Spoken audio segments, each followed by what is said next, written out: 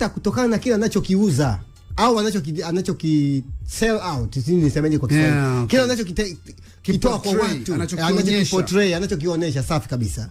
Hicho ndicho kitaamua aina gani ya mtu imfuate. Na nielewa, kuna mtu anauza sura. Kwenye sura huwezi kupata mme. Unapata wanaume na vijana wa kiume. Okay. Sio, nielewa. Mwingine anauza tabia. Unapouza tabia uko likely kupata mme.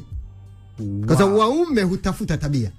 Mwanaume na kijana wa kiume wanatafuta sura kwa matumizi ya muda mfupi. Okay. Pa. Tip moja. Juzi nilitweet nikaandika fact ya kuogofya. Ililetwa na vitu vingi. Millennials wa watu wa miaka 1990 hadi 2000 tulibahatika kuona wazazi wetu wakiwa wamezeeka sana, bibi na babu. Ndio. Na generation Z ya mwaka 2000 hadi sasa hivi waliozaliwa miaka hiyo wengi wataikosa. Huenda watoto wa both millennials na generation Z, yani watoto wetu na watakaofuata, huenda wasipate nafasi ya kuona wazazi wa wazazi wao wakiwa wazee. Na kilichonifanya nikasema hivi ni kwamba sasa hivi watoto tunawaacha wazazi wetu duniani.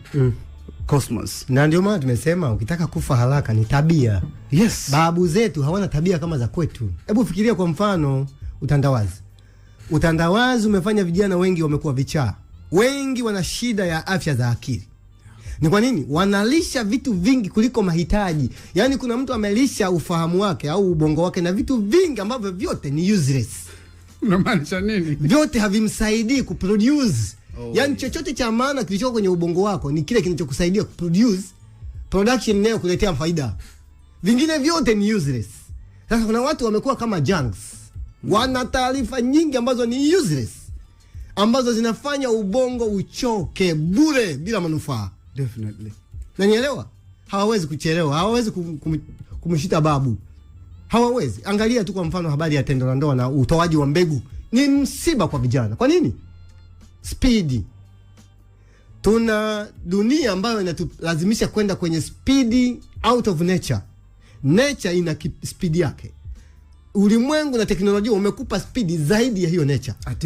Artificial. Kwa hiyo hicho kitakuathiri wewe unayebeba hilo. Una smartphone hapo inapaka mambo yako speed. Kila kitu speed. Paka kwenye tendo la ndoa unalazimika kufanya speed. Yes, ambavyo nature haitaki hiyo. Unajua mtaalamu umeongea kitu kimoja. Nilikuwa juzi naangalia level ambayo mitandao, na tunaendelea na hii kitu tunaizungumza, artificial intelligence ilivyotuova, yani imesha kuwa na akili kuliko sisi hivi vifaa. Juzi umeona tumeletewa mtandao wa Thread, watu wamehamia kule. Kitu ambacho nimeona nikagundua, unajua hatujui kwa nini tuko kwenye